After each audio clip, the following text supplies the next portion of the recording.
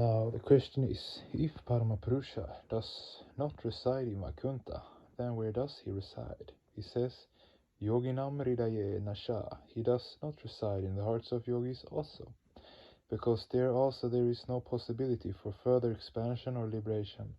Hence this also is not an ideal place, a place for salvation or emancipation. At the most one can get mukti or liberation, but certainly not moksha or salvation. What type of place is the heart of the yogi? Yoga Chitta Vritti Nirodha. Yoga means a state of suspension of all psychic propensities. So it is, after all, a state of contraction, where there is no expression of the human mind. Then where does Narayana finally reside?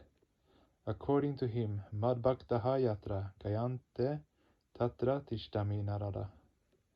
Where my devotees sing Kirtana, there I reside. This means that Paramapurusha, as the nucleus of creation, reaches the place where the devotees are singing Kirtana. Although Paramapurusha is all-pervading, he shifts the nucleus to that particular place. This is the reason why devotees should sing bhajana, devotional songs, and Kirtana as much as possible, and the result will be that the nucleus of Purushottama will be shifted to the place of Kirtana, producing a very powerful devotional vibration that elevates all the human minds. This is the real cosmological order, where the devotees, through their intensely devotional music, attracts the nucleus of the cosmological order, as they are also moving around the nucleus. Tasmin hamso brahmyate brahmachakra. And what do the rest of the people do?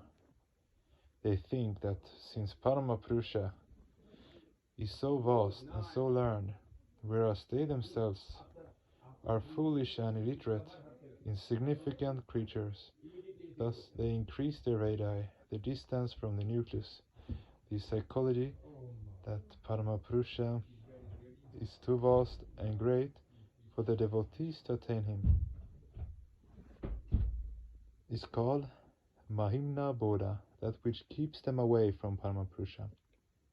Those who consider themselves to be wicked try to go far from Paramapurusha, thinking that if they remove themselves from him, they will in this way be spared punishment. But the point is, if someone goes some distance from Paramapurusha, can he or she avoid punishment in this way? No, so it is better to come close to him, and draw his sympathy and love, and thus become pure and holy. Prittagatmanam preritaram shamatva. As long as human minds dwell on the duality, that I and my Lord are separate entities, they keep on moving around the periphery of Paramapurusha. Instead of this, people should think, Paramapurusha is my father. He may be great and wise, but after all, I am his child. Now when the world is here, if a father is learned and the son or daughter is illiterate, this does not at all undermine the sweet and loving relationship between the father and his child. Rather, instead of going away from Paramapurusha, it is better to come close to him, so that the influence and wisdom of the Supreme can elevate his sons and daughters. And those who are wicked and sinful also need not be worried, because they are also equally his children. Narayana says, Apishet Sudurasharo, Bhadyate Mamanya Bak, Sopi Papa Vinirmuktu Machate Bhava Bandhanat.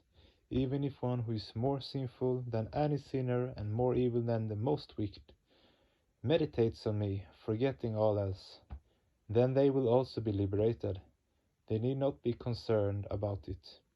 I will also liberate such people from worldly bondages. So even those die-hard sinners need not go away from Purushottama, rather they should approach near to him. He is the supreme culminating point of each and every human life. Nivedayami Shatmanam Tvam Gati Parameshvara. O Lord, I surrender unto thee. You are my only refuge. 26 November 1978, DMC, Bombay.